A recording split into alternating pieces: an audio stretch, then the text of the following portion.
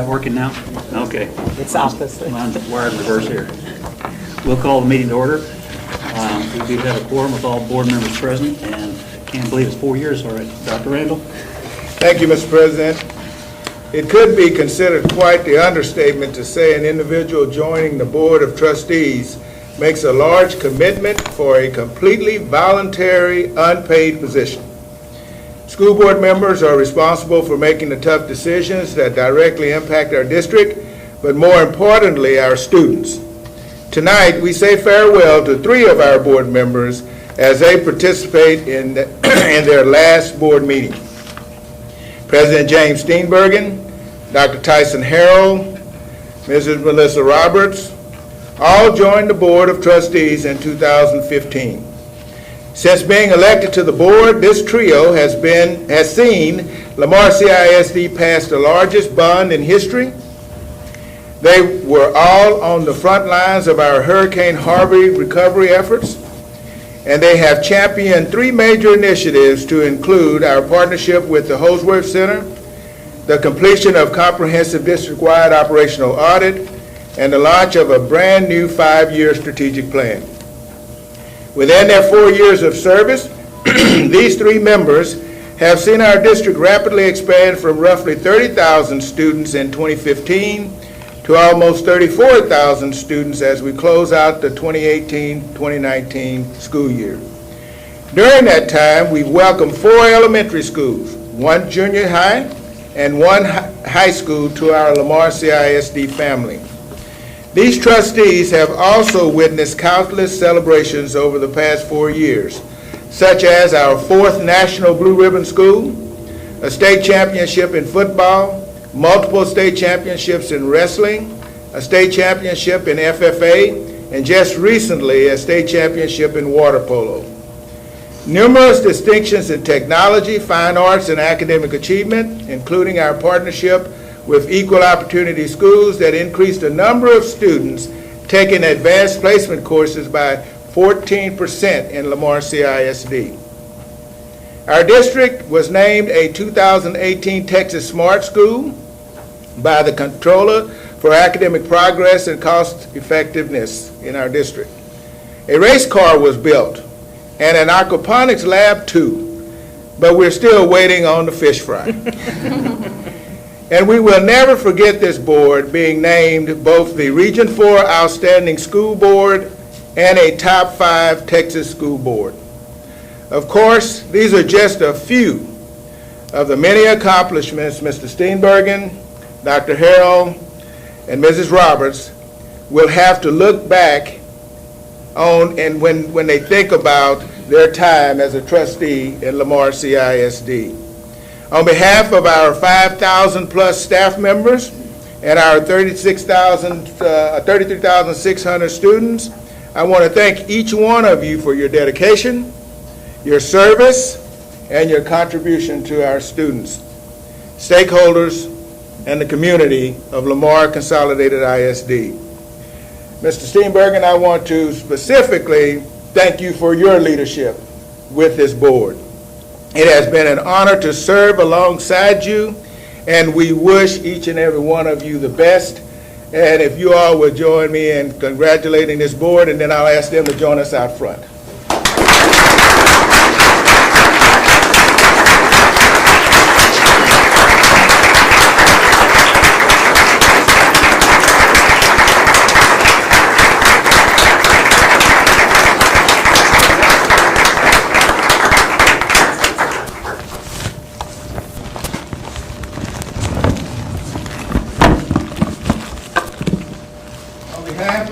Lamar CISD, we want to present each one of you with a clock that you can put on your mantle, and when it hits 6:30 on Tuesdays and 7 o'clock on Thursdays, it'll remind you of how much fun you're missing.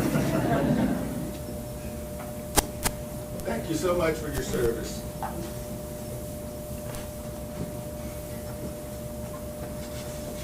Thank you, Dr. Harrell.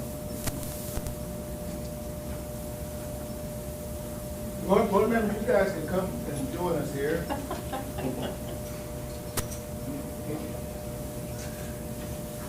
And Just a little remembrance, the last 4 years. It's been a pleasure. It's been a great pleasure. Just a little remembrance. I love it.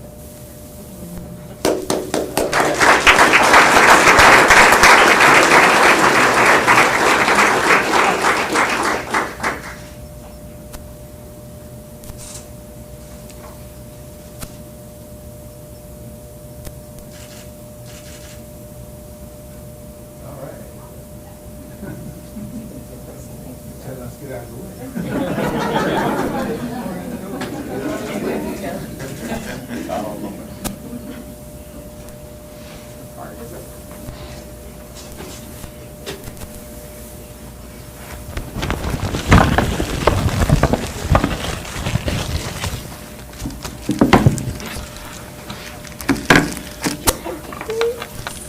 We'll turn it back over to you, Mr. President. Thank you.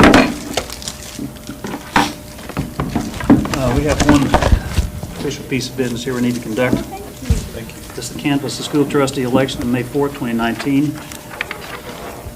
I need a motion that the results of the May 4th, 2019 school trustee election as presented by the election judges for single-member districts 4, 5, and 7 be certified by Mr. John Oldham, election administrator for Fort Bend County, be certified as canvassed and declare as being duly elected. Joy Williams, single-member District 4, John Welch, single-member District 5, and Alex Hunt, single-member District 7, and Ms. Bronzell made the motion. I'll make the motion. And I'll second it. And I know there's no discussion. All in favor, please say aye. Aye. Opposed, there are none. The motion passes unanimously. Now we have the issue of electing certificate to the newly elected trustees. Can I have the board of elect candidates come forward, please?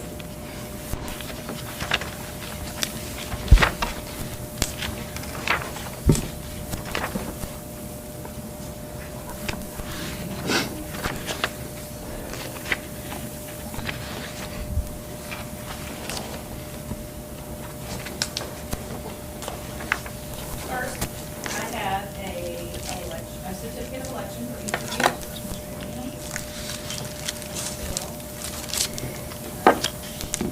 Then I have a completion of statement of elected officer that I need each one of you to please sign.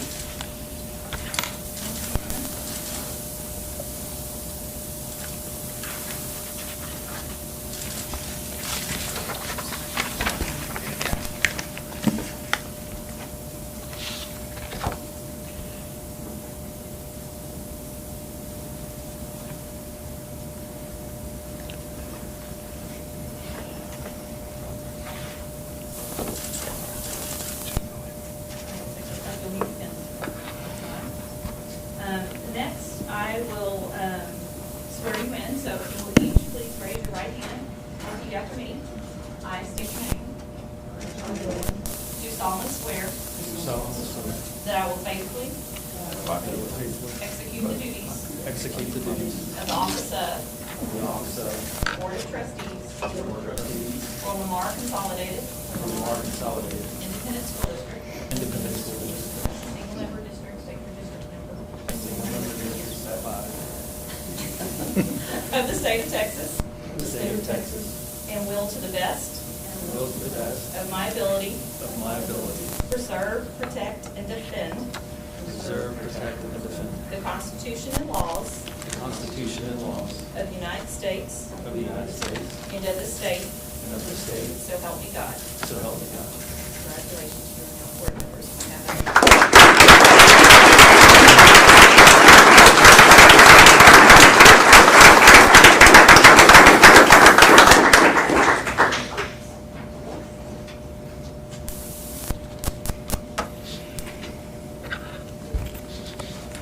Thank you very much.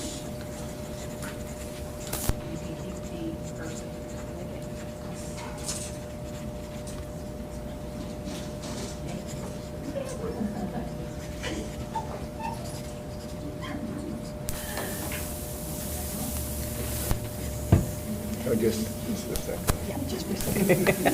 Now, we'll go on and do a little break. before we take a short break where they throw us out of the room and they seat the new board members, I'd like to give Dr. Harrell an opportunity to say anything he'd like. Just want to say it's been an honor to serve this community for the last 4 years. I just want to thank administration, all the staff and all the teachers for all the hard work that they put in. It's been an honor. Thank y'all for everything. Melissa? I might cry, but Don't do that. this has truly been the greatest privilege of my life. I think the most hardworking staff of LCISD, the loving community, the people who at the least go vote for a bond or go vote during our elections. Thank you so much for everything. Dr. Randall, Mr. Steenbergen, the rest of the board, thank you very, very much. It has truly been my privilege and honor to serve you. And alongside with you. This afternoon, I had one of those flash before your eyes moments. Okay, 4 years. Lawsuit, grand jury, polygraph test, audit, Holsworth, 2 floods, superintendent of the year, should have been superintendent of the year for the state of Texas. We were robbed. $445 million bond, honor board, strategic plan, 4 elementary schools, a junior high, high school. And I thought, well, after all this, we'd sort of slide out the back door quietly. And then we decided to have a calendar that we had some differences of opinion over. And then we named the schools we had some differences of opinion over. And then on Friday, we closed the school just to finish out my term here. It's been an honor to serve with you. Thank my family. Thank you, new board. I want you to take care of our kids. Thank you. With that, we'll take a break.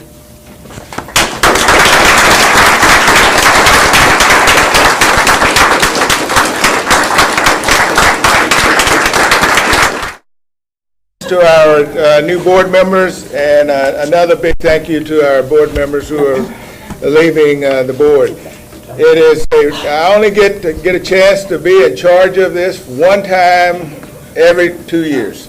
So the next item on the agenda is actually the election of officers, and the officers will serve from May 2019 to May 2020.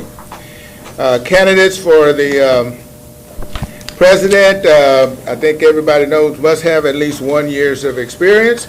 And at this point, the floor is now open for nominations for president of the board. Dr. Randall, I'd like to nominate Kay Danziger as president of the school board. I'll second it. Okay, there are no other nominations, and it's been actually moved and seconded that Kay Danziger be elected board president. All in favor? Aye. Aye. Opposed, same sign.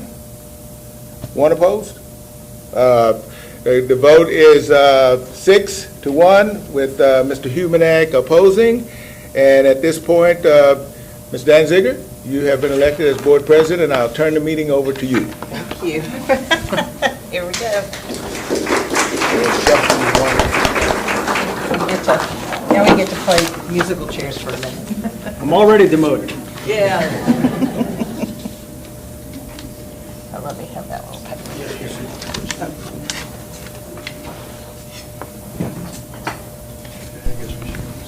Oh.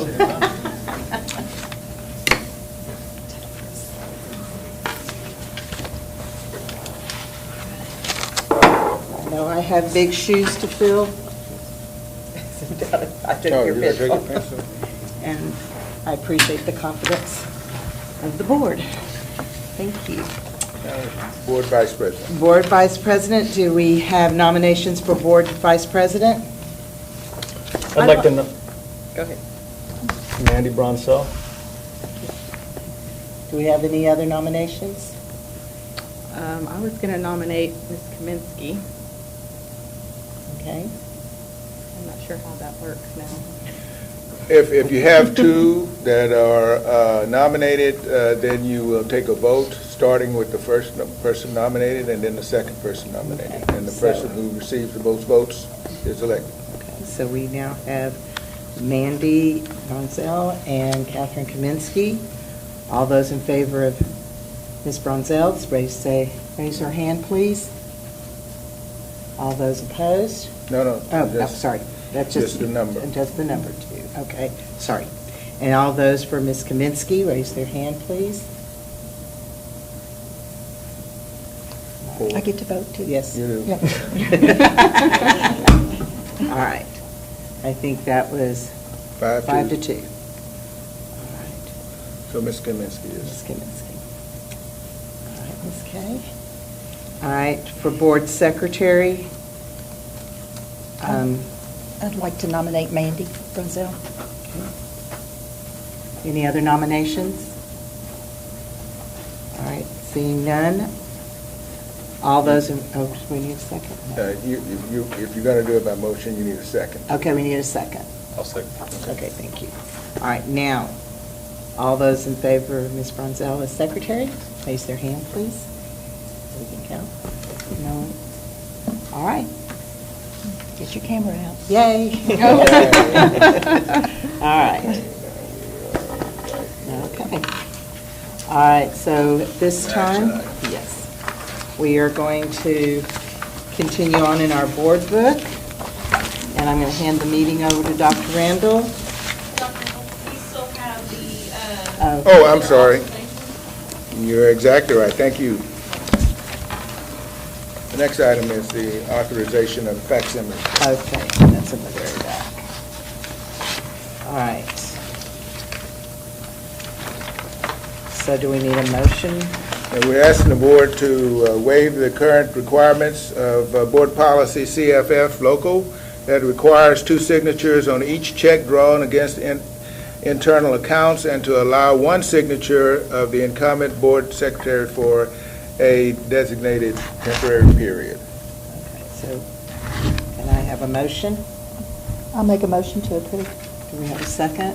I'll second. There's no discussion? All those in favor say aye.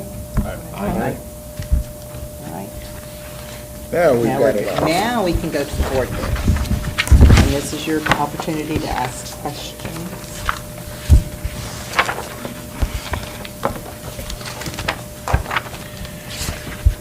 The first item, Madam President, is we ask that the Board of Trustees approve the memorandum of understanding between the Fort Bend County Juvenile Board, Lamar Consolidated Independent School District, Needville Independent School District, and Katy Independent School District to operate a juvenile justice alternative education program, mostly referred to as JJAEP, known as Fort Bend County Alternative Schools in Rosenberg for the 2019-20 school year.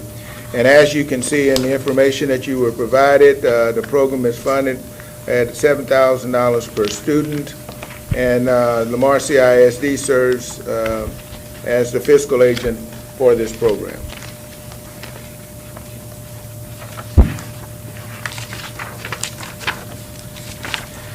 The next item, we ask that the Board of Trustees approve a memorandum of understanding for education services at Fort Bend County Juvenile Detention Center for the 2019-2020 school year.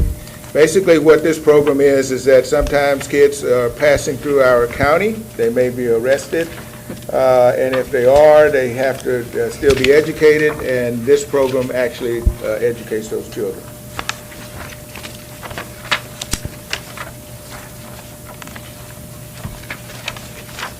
The next item, we ask that the Board of Trustees approve the interlocal cooperation agreement with Equal Opportunity Schools in the amount of $122,000 and authorize the superintendent to execute the agreement. As I mentioned during my comments regarding the board members that were leaving, this is the program that helped us to increase the number of kids taking AP courses by 14%. And they have a very designed program that allows us to identify the strengths of those kids and identify kids that are underrepresented in AP courses. Brent, I have a question. When was the first year that the district started working with these Florida Virginia schools? I think it was 2015, Yeah. I believe. 4 years ago. We will verify that, but we believe 2015. I'm pretty sure 4 years ago. And does the data show that the gap that this aims to close, that it has closed since that time? Yes, for the purpose that it is, we're looking at access for students of color and low-income students, and the rise, as Dr. Randall has said, is 14% in participation, which also included our dual credit enrollment as well. Thank you. And participation in this program, actually, they are the ones that crunch all those numbers, and they provide us an update, and this board will get an update about every one of our high schools, and they'll show a graph on how it's closing the gap. So it's per campus that they'll show the details? Yes, ma'am, Okay. per campus. Now, is this something that they are in the classroom in all 5 high schools, right? So I guess what I'm wondering is whenever they've come in since 2015, and are they doing the same evaluations in 2019, 2020 as they've been doing the last 4 years? And we're still paying $122,000 of tax money for a company out of Seattle to come down. Yeah, the program has, they've worked with Harvard and they've come up with this program, and yes, everything that they do is our kids in our school, the training with our counselors, the training with our staff, they crunch those numbers, and that's a big part of the cost. From a district perspective, we don't have the capability of providing the information that they provide for us. We are also in this is that it began as one part of the program in regarding focusing on equity of access to advanced classes. But the partnership is continuing and deepening their progress toward fully sustainable equity in our advanced programs. So the goal of the program is for the high schools to stand on their own with the data tools that are provided, so that we can make choices to ensure that all of our kids have opportunities to take a more rigorous coursework. So at what point will this company no longer be needed, but we continue to use the data they provided to the district? We will continue to evaluate that on a year-by-year basis. The other thing that really stuck out to me is that the district is committing, from what I understand, committing to providing data to this company for the next 10 years, even if their contract is voided. And that information includes student IDs, pictures, SAT scores, and those kinds of things. Is that accurate? That is correct. And so what's the purpose of that? In a time and age where we live with, the Pentagon is even hacked. So why are we going to commit to giving student data over the next 10 years to a company in Seattle who has the right, from what I understand, to share the information with professors doing different studies? I don't understand why the long timetable and why that particular type of data. Like, why are we committing now to give student pictures from 2028 to a company up there? I mean, I think that the question that you asked would probably require a lot more information that can ultimately be provided to the board. Because number one, we wouldn't be doing it if we didn't feel like that there was some value attached to it. But we've visited this MOU for the last 4 years, and I can tell you that when you have kids that are underrepresented in these AP courses, and you hear the families talk about the value of when their kids took the AP courses and they took the AP exam, and there were people who, because of what they looked like or their socioeconomic status, did not think that they were capable of doing AP courses. They took AP courses and they were successful in those courses. So there are some value to that, but I think that at the end of the day, we can provide additional information and answer, whatever questions. I don't see it as our data is our data. They're crunching the information for us. They're not crunching it to take and share with someone else, because what they do is that they do comparisons, but we don't even see who we're being compared to. So, and all of the data it's Lamar CISD students. It's not somebody, it's someone else. So- Who I takes got- the, okay, I I'm have sorry. a question. Go ahead. You want to recognize her first? Oh, Let me raise that's- hand. that's I'm sorry, okay. I don't That's know, okay. just jumping Go in. Yeah, we ahead. just kind of, Okay. So along those same lines, I was curious as well. So it says the fall student survey and the staff survey, and I'm familiar with some of the surveys. So I was curious as who actually, and like the percentages of who takes the surveys, that is in their collaboration overview. And then also I guess who implements and who's in charge in LCISD once they give us the data of who they're looking at that's underserved in this area? Is it the counselors, I guess? Correct, and so we actually meet probably every 6 weeks, if not every month. The meeting is with our program director. Okay. Also sharing information, it's called our site meeting. The associate for the high school is at that meeting, as well as the principal, and then there is a cadre of AP teachers as well that participate, and/or counselors. It is a committee of work to begin to provide supports to open up access for all of the kids. And so it's not just on that program director. We're training a committee to continue to take that work forward, because we understand that we want for us to be able to sustain the work and not have to rely on the EOS, Equal Opportunity Program. So the goal is to kind of get it in-house altogether, so we're not relying on them. Okay. Yeah, eventually what would happen is that as we look down the road, we would be able to begin to wean off a little bit, but still stay with collaborating with different high schools Okay. on how we continue to open up access, also providing supports for those students to be successful. And then, the power comes with the committees at the high schools working together, sharing ideas, problem solving with direction of the program director. And then that is what is carrying the work forward. And that is resulting, as Dr. Randall said, in a 14% increase in participation. Okay, thank you. okay. I had the same question about how long do we expect to keep this program? Because on page 47, it does say that we intend to develop systems and structures for the district. So that's basically what you're saying, that futuristically wise, we just don't have a definite time. Aren't they following the students that are actually graduating to Yes. see who does continue on to college? Yes, I believe that is also part of Because the I plan. think this is, what, yes. 4 years? Yes, since 2015. So we should be getting some results as to how many really do go on to college.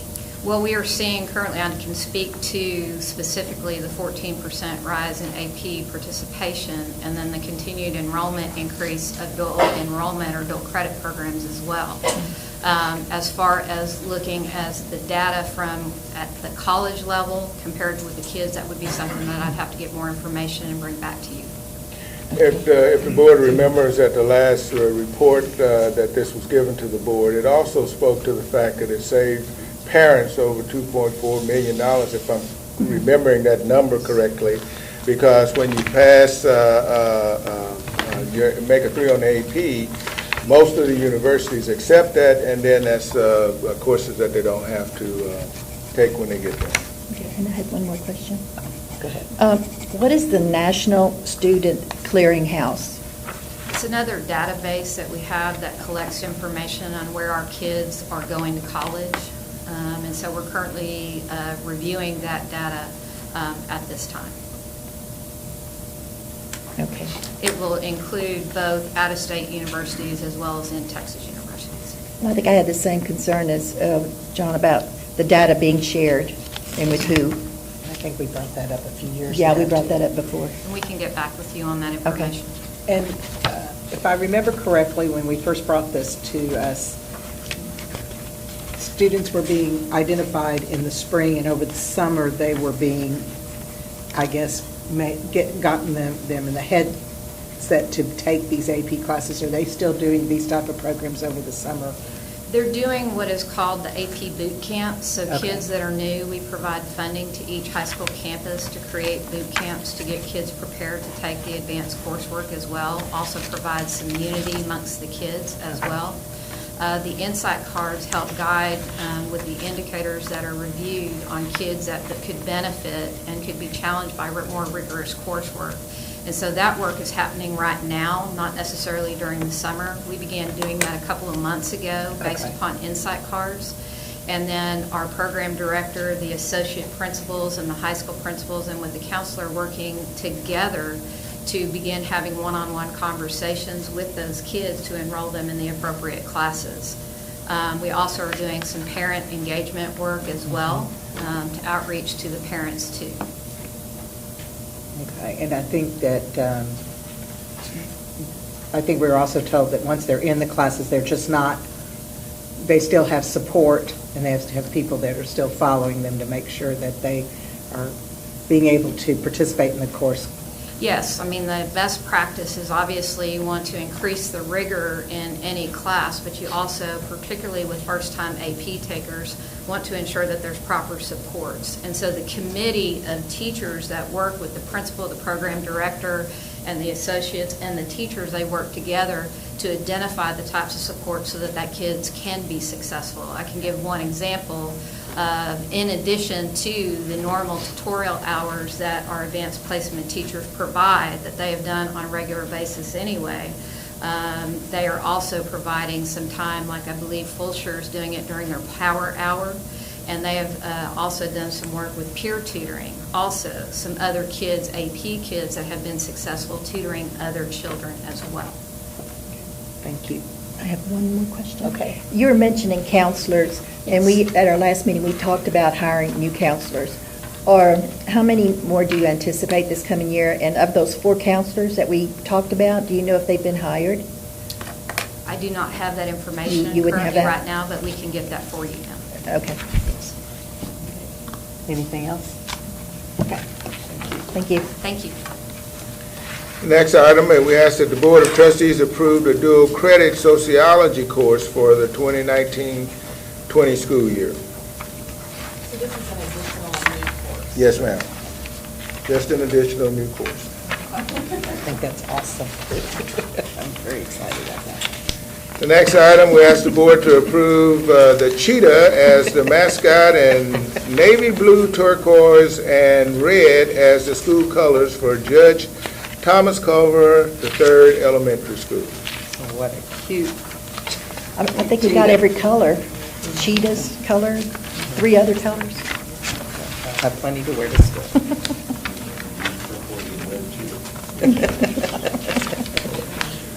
Okay. The next item is that we ask that the board to approve the following regular board meetings and workshop schedule for 2019-20 and reflects no meeting in July.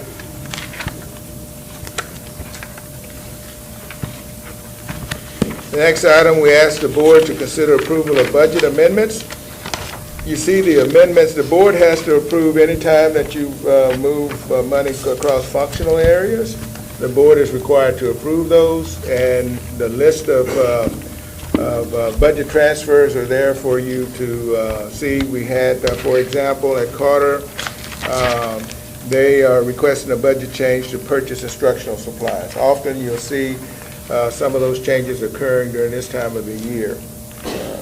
In some cases, they may now have enough money to send someone to a workshop. And so, but they has to come to the board in order to change. I have one question. The 50,000, is that for the AP summer camp we were just talking about? Is this something different? The AP summer camp is pulled out of high school allotment funds. That's what you were just discussing. So that's not something this? specific. No, ma'am. Okay, what is This is what you... yes. What does this cover? This, It is. it is? AP summer camp, yes. Okay, that's what, okay. Has that increased from last year?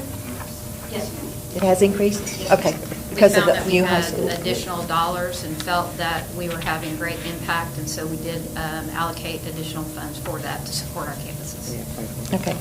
So I had a question on that too. Oh, do you, oh, I'm sorry. Oh, sorry. Go ahead. Well, maybe, y'all might answer my question, I'll just listen for a second. No, go ahead. Okay.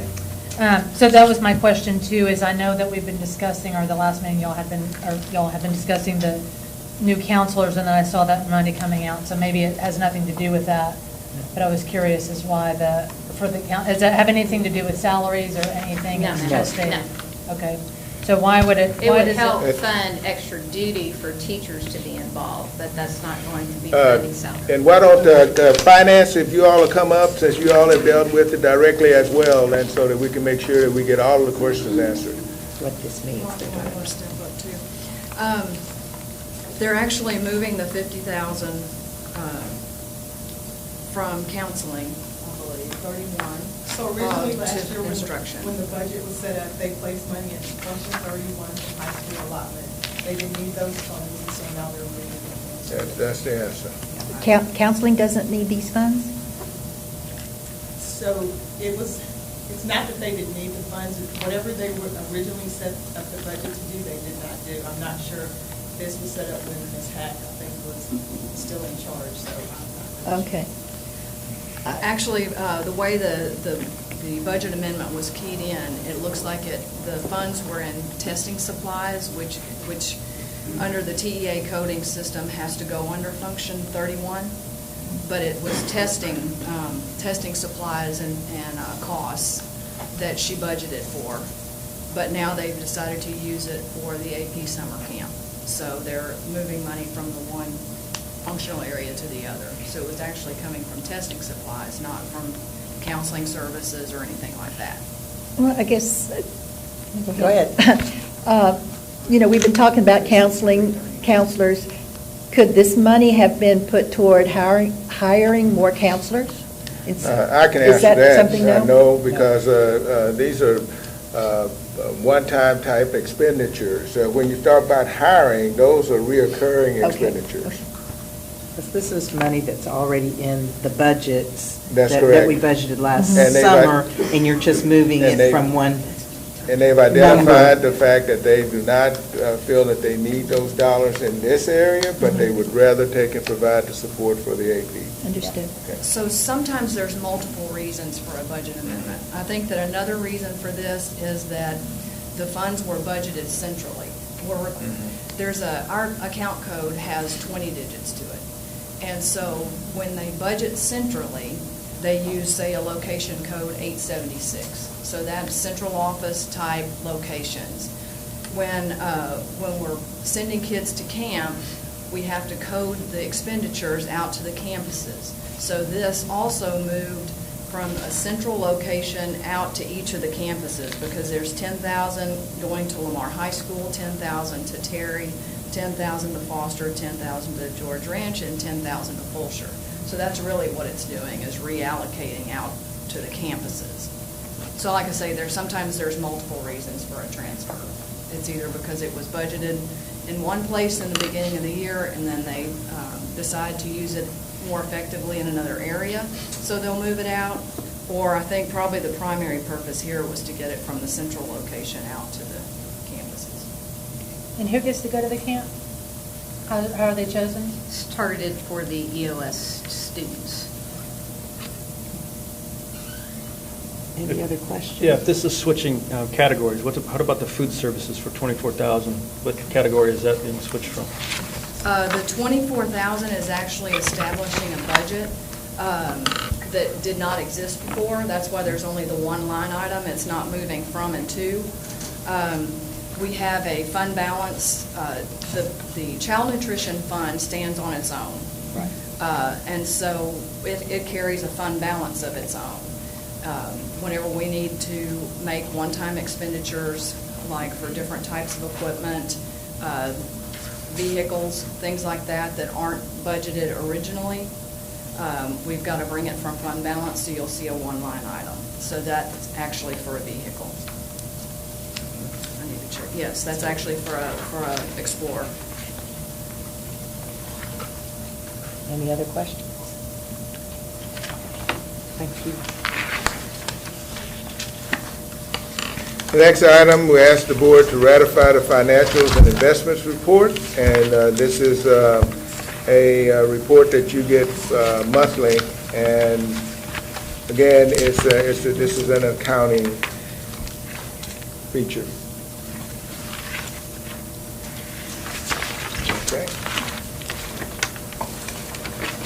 The next item, we're asking that the board approve a contract between Lamar CISD and the Texas Health and Human Services Commission for administration of Medicaid administrative claims program for outreach services. And Jill, you might take a minute and just, we are able to get reimbursements from the federal government based on the work that these individuals do for us as opposed to us doing it in-house. They have the additional staffing, and I'll let Jill explain that. Right, there are two types of Medicaid programs that we operate in the district. There are services that we do on a day-to-day basis that we can also claim through Medicaid. There's the MAC program, which is the one you're looking at here, and this is for outreach services. And then actually, when we're providing the eligible services, we have a SHARS program. And SHARS reimburses us for the costs that we incur.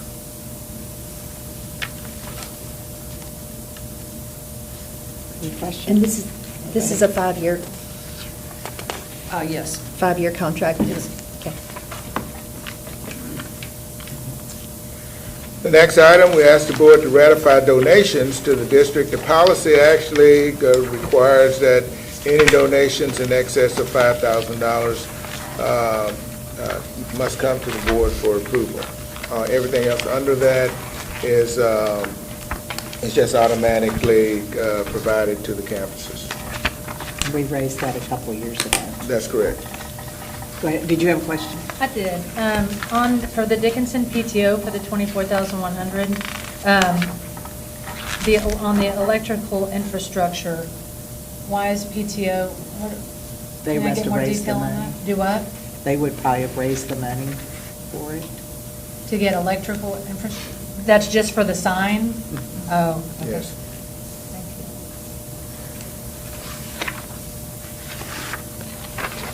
The next item, we ask the board to approve Terracon for material testing services for the construction of the junior high and high school in the total amount of $376,970.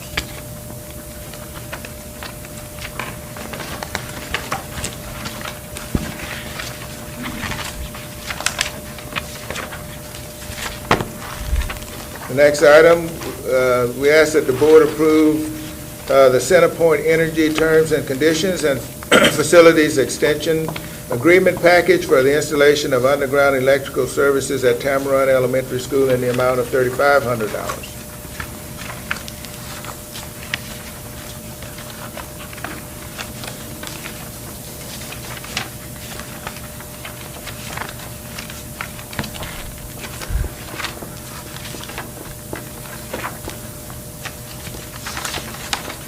The next item, you actually have an addendum at your table. Thank you, Ms. Williams, for identifying that on the original recommendation, it said George Ranch when it should have said Lamar Consolidated. So the actual motion itself would be that the Board of Trustees approves the Stevens Learning Systems for installation of language other than English labs at Foster High School in the amount of $49,516, Lamar Consolidated High School, and Terry High School, and authorize the board president to execute the proposal. I have a question on that. Can you guys explain this to us a little bit? Because this, I don't really understand what exactly this is. The language other than English labs? Yeah, It's technical devices that will be installed in 2 classrooms at each of those high schools for students who are, their language is other than English, and it connects to the audio-visual equipment in the room, so they have headphones. Yeah, we got let Marchetta and the instructional folks. Sorry. So the labs are they're headphone pieces that come down from the ceiling, and they allow each student to have access to a native Spanish or French or Chinese, whatever language they're taking, instruction, and then they can record as well. So it allows them they can hear their teacher every day, but this will multiple other native speakers an opportunity to hear, and then an opportunity to record and them practicing their language development as well. And the teacher has the ability to actually listen one-on-one to different kids in the classroom, or all of them, they have complete control of that? Yes, yes. So this is the infrastructure to be able to provide that. Yeah, it's the actual technical pieces, the headsets, all the technology that goes with that, yeah. Okay, these are all at the high school level. So the students that are coming up from the junior high, non-speaking English, or not? No, this So is these for are foreign languages language other than classes. English. So these are students who are learning a foreign language. So This French, is like your- Chinese, Spanish Mhm. are the languages we offer. Right now, we're looking at retrofitting our existing high school campuses. Our next step would be looking at those junior high campuses as well, and adding language labs in those local classes. Because I know it's easier for the younger ones to be learning some of these languages, right? Absolutely. So Something to be We considered. have to look at where our LOAT labs are connected directly to courses we currently offer. So Okay. we offer languages starting in 7th grade. Like I said, right now we're looking at 9th grade through 12th grade. Go back and look at the junior high as the next level. Okay. For the next bond, right? Yeah, something to add on. Okay, thank you. Any other questions? I'm sorry. All right. The next item, we ask the board to approve the attached resolution where the district proposes de-annexation from the ETJ of the city of Thompson and annexation into the ETJ of the city of Rosenberg. And as was noted here, really it's the 6.997 acres that was not included in the original resolution, but we're coming back and asking that they do that now. And the city of Thompson is at their city council addressing the same issue as we speak.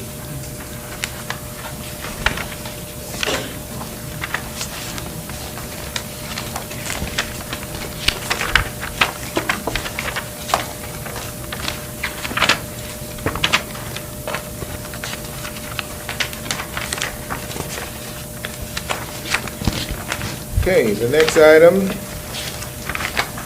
is that we ask the Board of Trustees to approve Winning Way Services for Texas Accessibility Standards review and inspection for the Development Center renovations project in the amount of $1,450. This is one of those state requirements.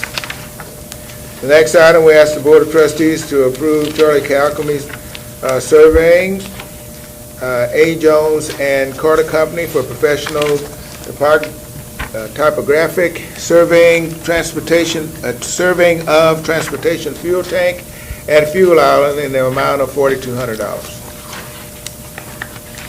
We got some tongue twisters tonight, so forgive me. The next item, we ask the Board of Trustees to approve Terracon for the geotechnical study for transportation underground fuel tank storage in the amount of $3,700. This is, board members, this is where we're taking, and the actual tanks will be above ground as opposed to being below ground.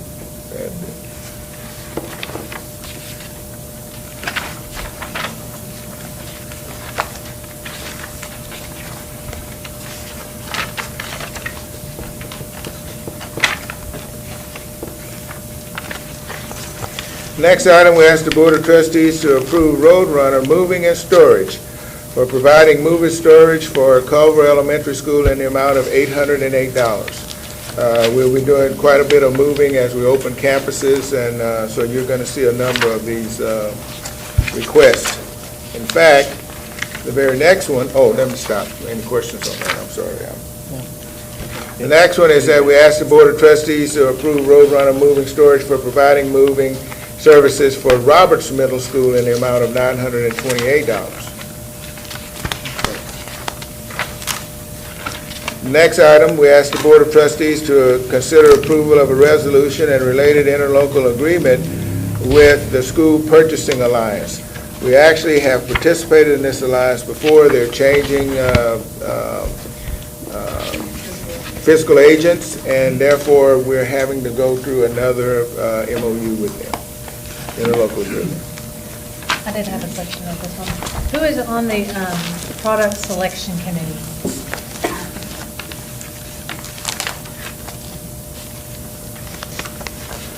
The product selection committee, I believe, is made up of members from all school districts. Yeah, there's currently 42 participating districts in the SPA co-op, and all the directors, and for myself, I take my dietitian assistant director, we all have input and votes on those items that come up for discussion. So it's none of the students or the faculty or anybody that's actually... We can, and we do bring in product to sample at the high schools and at junior highs to get student feedback, and then we kind of vote based on their opinion on products. So you'll be doing that again after this? We do it every year. When new items come out, when they try to decide, do we want to bring in a new chicken nugget? They'll actually bring samples, we'll take them out, and we'll just get feedback from the students. Do you prefer this one over what we're currently serving? We made a change in pizza a couple of years ago based on student feedback, and we've been serving that pizza for the last 3 years based on that. It's interesting because that's the one food that my son, I asked him when I read through this, what do you think of the food? And he said the pizza's a little greasy. So I was like, all right, well, I was wondering who did the tasting. So some schools, when we have a big tasting or a big testing, will bring students with them on a bus. We have not done that, but some do. And with the co-op, we've tried to narrow it down so we don't have 85 different pizzas available that drives the cost up. So we try to agree on 2 or 3, which drives the cost down for the participating districts. But for the record, he did say he likes it overall. It's And again, the purpose of the co-op is really the idea of being able to have multiple districts and we can control the cost a little bit better. Any other questions? Good? Okay. The next item, we ask the Board of Trustees to approve increasing a number of campuses, the number of campuses participating in the community eligible provision to include 2 additional designated campuses, Arredondo and Velasquez Elementary, pending official verification approval by the Texas Department of Agriculture. And basically, this is the CEP, and Matt, would you take just a couple of minutes and explain that so that... So CEP program is the Community Eligibility Provision or Program. Every student on that campus will eat at no cost, and we receive a list from the Texas Department of Human Services. It's called the Direct Certification List. So at XYZ Elementary, we have to have a certain percentage of those students free based on direct certification. So they either have food stamp benefits, Medicaid, Medicare, something like that, that triggers them and puts them on the list. So at the campuses that have 40% or greater students approved based on that list are eligible for the CEP program. And so what it does is we no longer require an application for free or reduced meal benefits from that campus. We're not even allowed to accept them from that campus. So it helps our department in paper reduction, the work that's involved in denying or approving those applications. Those families are no longer in the verification process. We have to verify 3% of the applications every year. It's a lottery, basically, selection. But those campuses that are on the CEP program, those parents will never be bothered with the verification process. So it's a great benefit. We've seen, we added 6 campuses last year. Terry and Lamar High School being the 2 high schools, and participation is just gone through the roof at those campuses, breakfast and lunch. So it's a great program. I have several questions. Is this federal tax dollar or is this state money? Or is this both? It's paying for the food. Well, it's federal dollar. USDA is the program that pays for our funding. So it doesn't necessarily come out of the taxpayers in this area, their direct pocket, but it does at the same time because we're all federal taxpayers. So here's my issue, and I understand the paperwork reduction part of it, but it seems like I'm all for everybody, especially every student, eating 3 square meals a day, but it just seems like it would just be abused. You know, like, hey, little Johnny, it's free lunch now, let's just go on to the school. Do you have any sense, has that been happening at the other campuses that you? No, so I've had principals contact me saying, hey, we would like to get our campus on the CEP program, but if they don't at least get to that 40% level of direct certification, we can't even consider them.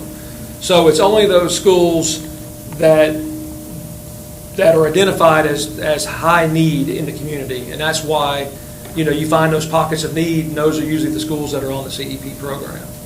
So there are some that in our area that probably will never qualify because they're never going to get to 40%.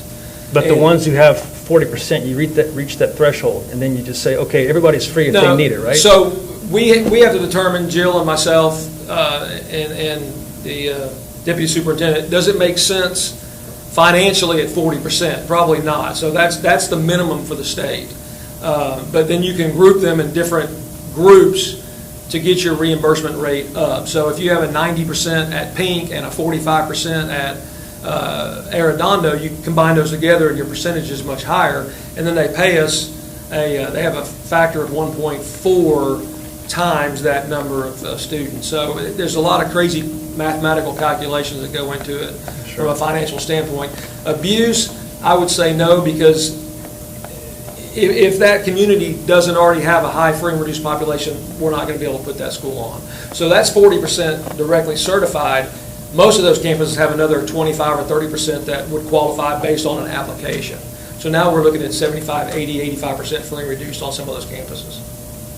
So we've taken the burden. There's no longer the application, and basically everybody on that campus would benefit from the meal.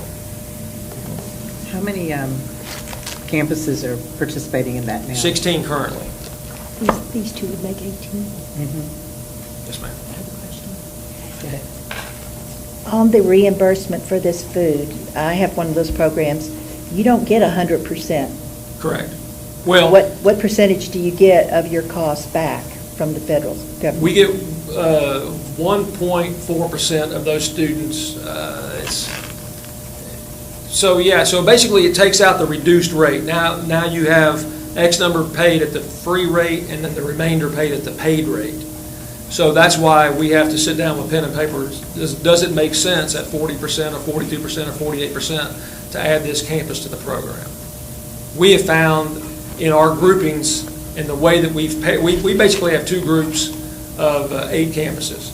And we take the high and the lows and we kind of mix them together to get our averages up as high as we can. And so we found that it's been very beneficial for us. I have some that at 40%, I wouldn't do it at 40%. We need them, the higher the better, obviously. Have you had any of the schools not qualify after a period of time? You find out that No. for some good reason? So we started with 10, we added 6, and now we're looking to add 8, and the original 10 are still on the program. Are you anticipating some more schools that we've got? I've been asked about a few, but they are in the 30s. Qualified? Yeah. Do you happen to know the percentages for these 2 schools, how many of these kids are directly certified by the Department of Health and Human Services? I want to say it was like 45 and 43%. But knowing that I already have groups that I can add them to, it's going to increase that number. Do you happen to know what the income, so say a family is not part of the CEP program, what would their income level need to be at or below in order to qualify for free and reduced lunch? Yeah, that's, I don't have my income chart, so that's based on family size and family income. Okay. And it's a little less than the poverty line. I mean, it's difficult for a family of 3 or 4 to qualify based on the numbers. Okay. So you could be below the poverty line but still not qualify for free and reduced lunch? Potentially depending on, on family size. Okay. And I think wasn't one of the reasons for this program is to also, not only to get everyone fed, but it takes the stigma away, that when all the kids are going through, no one knows who is what. Yeah. And they feel there's a lot. Yeah, and I believe at the high schools, that's why Terry and Lamar both have had a dramatic jump in numbers, is because everybody's eating and no one's asking questions, and no one's, we do have a charge policy, so if a student hits a limit, we do deny them a meal. We give them a cheese sandwich and a milk so they don't starve to death. So we no longer have those issues at those campuses. Everybody's going to eat no matter what. That's probably the hardest thing for a cashier to do, is to pull a tray from a child, especially in an elementary school. So Arredondo, Velasquez, if we have those students that we're dealing with today, those issues will go away in August. And we're still going to make the attempt to collect the money, but starting in August, they would eat at no cost.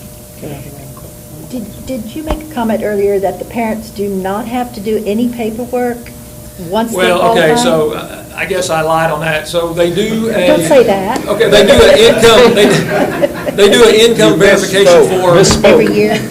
For Brian Moore's Student Accountability Department. Because what the challenge is if we don't accept applications for that campus, when we look at our numbers, it actually gives us, I think, a false reading of our free and reduced percentage.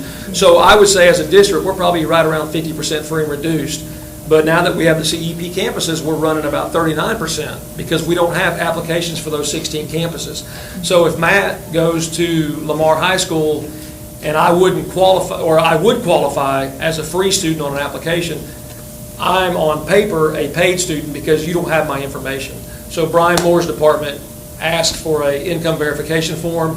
Matt's family fills it out. Okay, he would qualify, so we check yes. That way, when we're comparing ourselves for testing in other areas, that was a concern at the very beginning, is okay, I'm a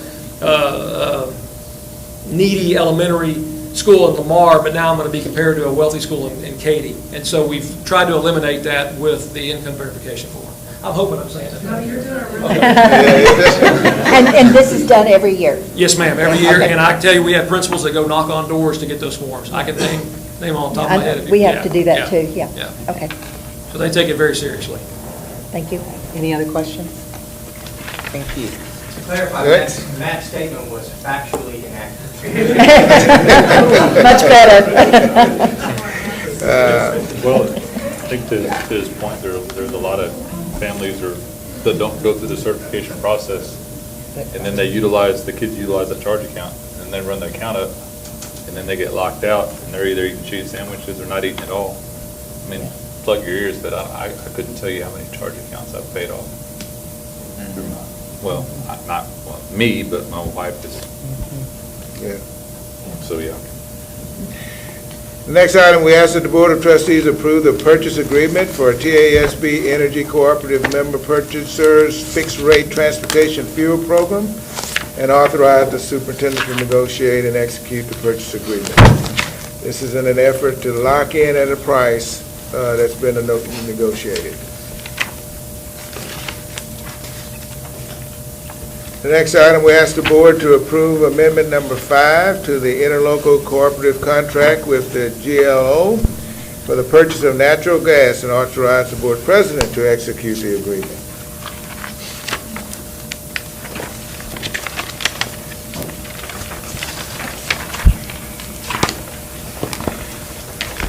The next item, we ask the Board of Trustees to approve the purchase of network telephone hardware, telephones, licenses, and installation and configuration services not to exceed $808,000 from DataVox. Just a point of curiosity, there's 1,000 phones in the district that are failing, according to this. How many phones are there in the district? About 3,000? 4,000, excuse me, 4,000. So we have You're right on the 1,000 of our oldest phones. They're about 11 years old now. And they, in the near future, with the upgrades to Cisco Call Manager, those phones won't even function anymore. So I believe we've gotten more than a useful life out of those. So it's about 1,000, just over 1,000 this year. And then in future years, we'll plan for refreshing the remaining 2,000 or so in a couple of years, and then another 1,000 after that.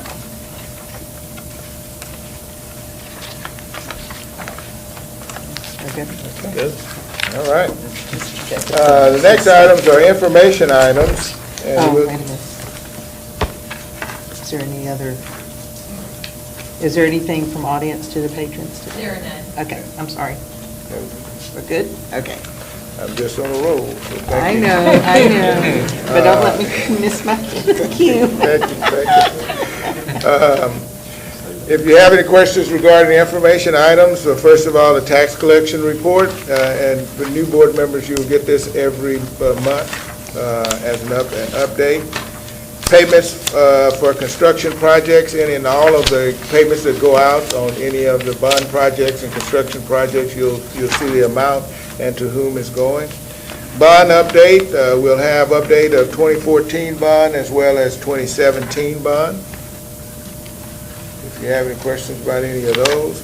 Projects funded by 2011 available bond funds. The board can approve additional projects that would come out of excess dollars from those bonds, and that's listed, the projects that have been funded. And the School Resource Division update is provided for you in your packet. And we have we contract with Rosenberg PD, but we have Lieutenant Segura and our staff that keeps data for our school district, and he can answer any questions if you have any. Does anyone have any questions over the chart?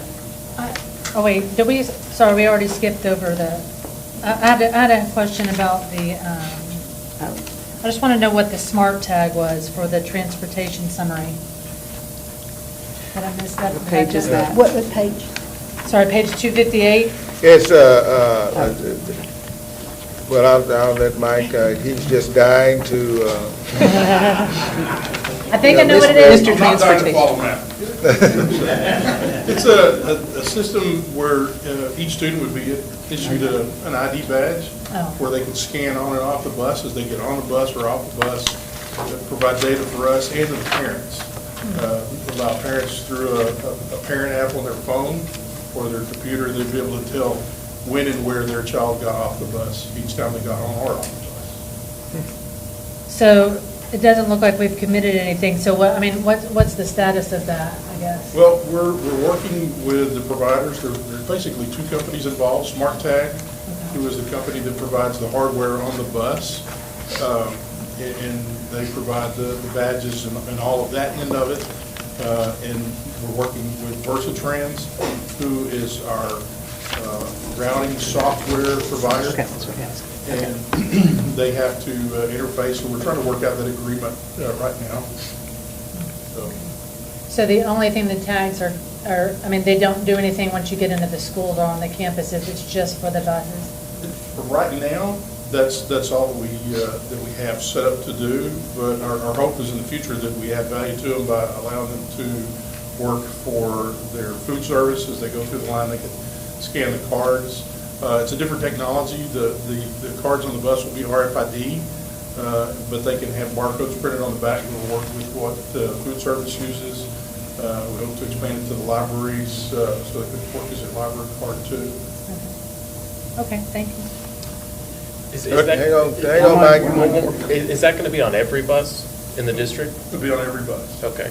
And then it has an RFID on it. If the student loses it, is it expensive for them to replace it?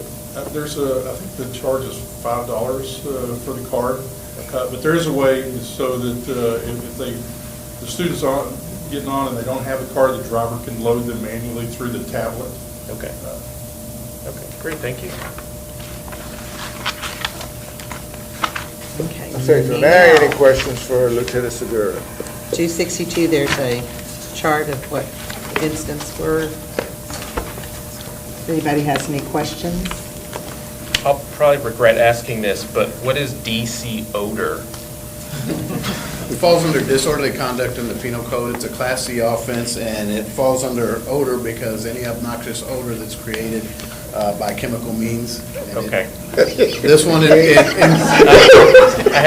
particular, was one of the tubes that they have that are fart spray that they break, and it'll smell up the whole classroom.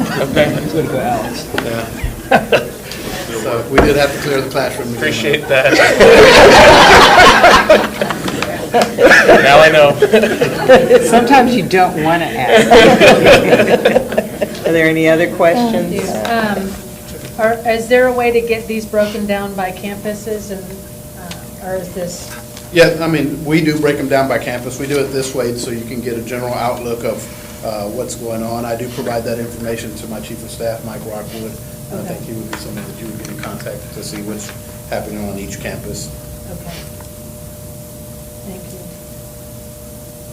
So this, the tobacco violation, is that something like what you were talking about before with the kids turning in the kids?